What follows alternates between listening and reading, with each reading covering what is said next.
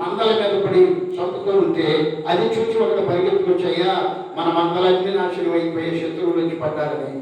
తర్వాత పిల్లగా ఒక్కొక్కరు వచ్చి ఇదిగో మన యొక్క పంట పొలాలన్నీ తగులైపోయాయి చెప్తూ ఉంటే ఒక్కొక్కడు వచ్చి, అలాగే మరొకటి చెప్తా ఉండగానే ఇంకొకడు వచ్చి అంటున్నాడు, నీ కుమార్తెలు కూడా చుడిగాలిలాగా వచ్చిందయ్యా అయ్యి మీద వాళ్ళు చనిపోయారు అంటే దేవుడే ఇచ్చిన దేవుడే తీసుకును ఆయనకి మహిమ కలుగును కాకున్నాడట పిల్లరా. ఆయన స్థుతిస్తూ వచ్చాడట పిల్లరా, ఆయన కనపరుస్తూ వచ్చాడట. ఆయన స్నేహితులు ఇద్దరు పిల్లరా జోపరు మరొక ఆయన ఇద్దరు స్నేహితులు ఆయన బిడ్డలేదో పాపం చేశారు, వీడి పిల్లలేదో తప్పు చేశారు, అందుకే వీడికి కీడు వచ్చింది, ఈ ఆస్తంతా పోయింది, వీడు దరిద్రుడైపోయాడు అని వారితో దూషించుకున్నారట పిల్లగా. వీరి మీద ఏలనగా మాట్లాడారంట, ఎగతాళిగా మాట్లాడారంట.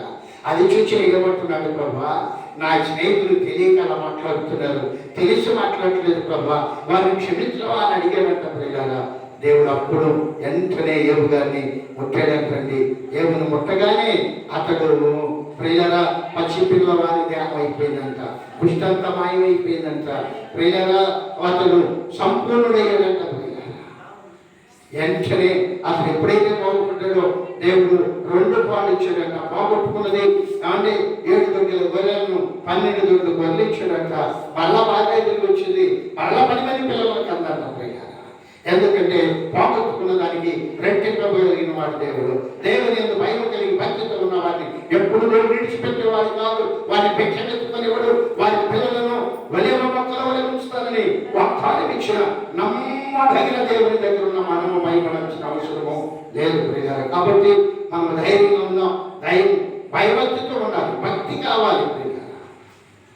దేవుడు అంటే ఏదో అసమస్యమని కాదు, ఏదో ఇష్టం వచ్చినట్టు జరిగించేది కాదు, కానీ భయముతో భక్తి చేయాలి. భయముతో భక్తి అంటే ప్రియులారా లోకం నుండి ప్రత్యేకింపబడి పరిశుద్ధులుగా నిలిచి ఉండాలి. అపాయం వచ్చినా, నిందలు వచ్చినా, ఎన్ని అవమానాలు వచ్చినా ప్రియులారా మాట తప్పకుండా బ్రతకాలి. అందుకనే అన్ని వారిని దేవుడు దృష్టిస్తాడు అని లేఖనాలు చదివించే.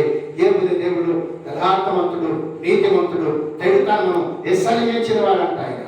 అందుకని అతనికి మళ్ళా 2 పాలు ఇచ్చి భూమి మీద అతనంతటి వాడు లేడు అని దేవుడు సాక్షి ఇచ్చాడు ప్రియులారా. ఇప్పుడు కూడా నిజముగానే దైవజనులు అందరూ దైవభక్తి కలిగిన వారు, దేవుని నమ్మిన వారు ప్రియులారా అయిపోయాడు. ఇది ఫలించాలనుకున్న వారు అందరిలో దేవుడు పైకెత్తాడు, లేవనెత్తాడు. ఆ అబ్రహాము ప్రియులారా ఎందరూ ఆశీర్వదించబడినట్లుగా చూస్తూ ఉన్నాం.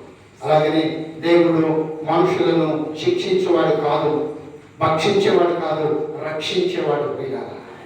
ఎవరైతే యథార్థత కలిగి నీతిగా బ్రతుకుతారో వారి పట్ల దేవుడు కృప చూపి, కనికరమ చూపి కాపాడి రక్షించగలిగిన దేవుడని మనం గుర్తెరగవలసి ఉన్నది ప్రియులారా.